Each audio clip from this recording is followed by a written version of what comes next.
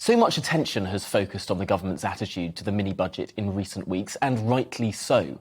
One of the smallest measures in it, the returning of the top rate of tax to where it was just 12 years ago, was ditched after political and media outrage. But with His Majesty's official opposition riding almost 30 points ahead in the polls at the moment, odds on to form the next government, it's right that we assess where the Labour Party stands on all the components of what it calls a kamikaze budget. Given the Labour Party blame what they call unfunded tax cuts and spending on market turmoil, perhaps you would think that the party opposes every measure within it. But not so. There was confusion yesterday when Sir Keir Starmer didn't take the opportunity to say if he backs the government's 2-year energy intervention package when asked by the Prime Minister across the dispatch boxes of the House of Commons. So I took the opportunity to ask the Leader of the Opposition's official spokesman what the Labour Party position was on each of the significant fiscal measures within the mini-budget. And here they are, ordered by cost. Firstly, spending. Up to £150 billion on fixing energy prices for households for 2 years and businesses for 6 months. Twice the cost of furlough, this is, of course, and the Labour Party supports it. The largest measure of that mini-budget the Labour Party supports.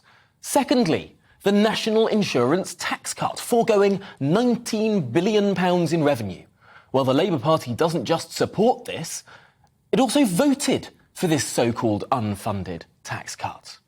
Thirdly, the decision not to raise corporation tax. Now, this foregoes £19 billion potential in extra revenue. Well, the Labour Party has said that it would, instead of keeping taxes on businesses where they are, hike them from 19 to 25%. So there is our first point of difference.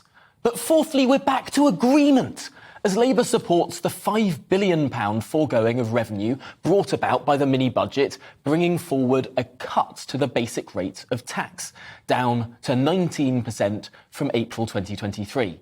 So the Labour Party supports that tax cut too. On other two issues, the Labour Party has not announced a position. Smaller in the scale of things, reforms to what's called IR35 and extending the investment allowance, letting companies invest up to £1 million tax-free. In fact, all of the significant fiscal measures in this mini-budget, of all of them, the Labour Party has committed to opposing just two: the decision to not raise corporation tax and the cut to stamp duty. Of the almost £200 billion in so-called unfunded spending, the party backs all but £20 billion of it. Now, it must be said that Labour say they would raise 3 other taxes too.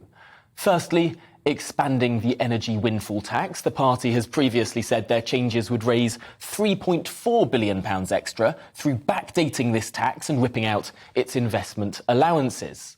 Secondly, they would impose a new dividend tax. Now, this would raise unspecified money through previously committed, although this was previously committed to breakfast clubs, so not sure whether that money would actually come into deficit reduction. And thirdly, a new £3 billion non-dom tax, although the party has committed revenue from this to NHS modernisation, so potentially not for deficit reduction either.